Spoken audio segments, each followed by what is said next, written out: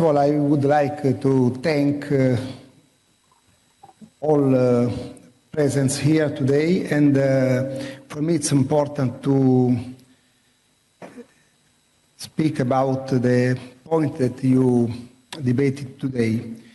Dear Vice President Yunus Marje, for me it's a great pleasure to be here with you today because we worked in the last years together in the Committee of Regions, in the Regi Committee, sorry, and I know how is important your role now as Vice President of European Parliament, and I know that will be possible to work together.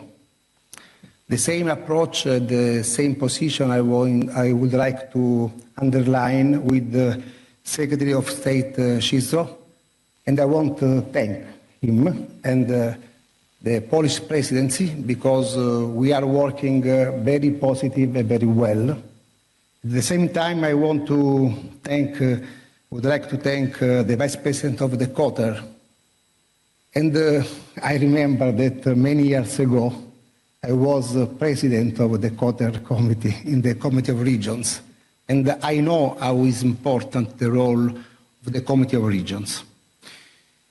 We have many positions in favor of cohesion and Interreg, but I believe that it's important to build a single voice to support in the next months, in the next years, cohesion policy and Interreg in particular.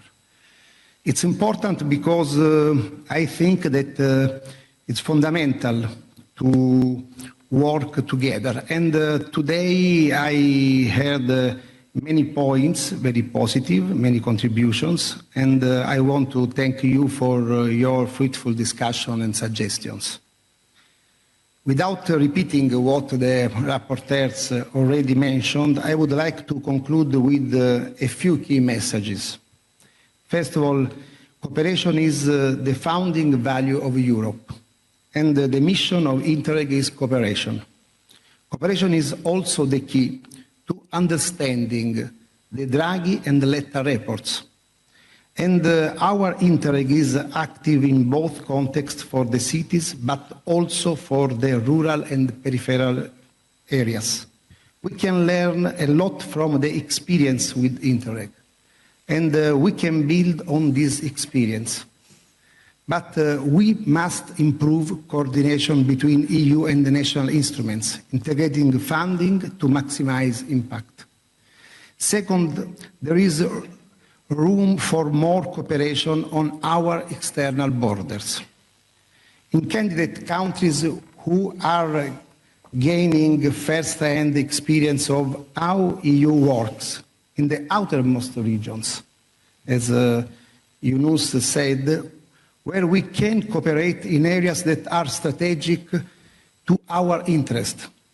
In the Mediterranean, where Interreg involves almost all the countries, and where it can play a bigger role in fostering that are key to peace and stability. In the current geopolitical context, we must also focus on supporting EU eastern border regions. These regions have been confronted with new challenges as a consequence of war in Ukraine.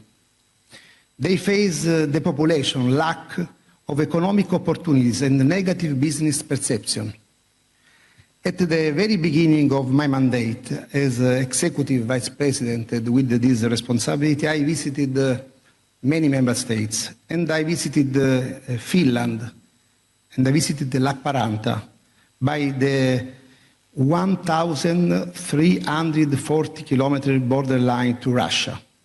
I saw the impact of the closure of the border, the economic downturn, and the concern over security.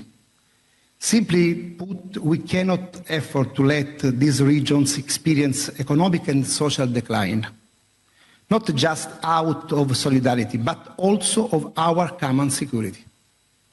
And when I say our, I mean that there is not a Finnish border, or, for example, Polish border, or in general Baltic borders. We have European borders. This is the message, and this is the approach that for us it's fundamental to have. This is one of the areas where our reflection on the midterm review are very timely. As I mentioned earlier, we need to reflect on how to modernize cohesion policy.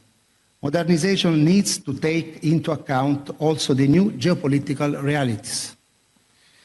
This brings me to my third point, also on Interreg.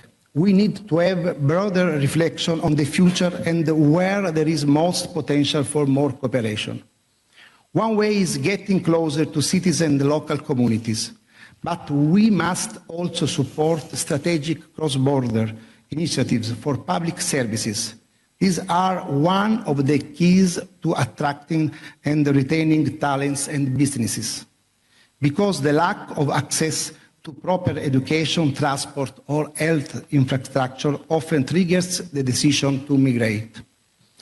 I understand that cooperation in these areas is often difficult because of administrative obstacles.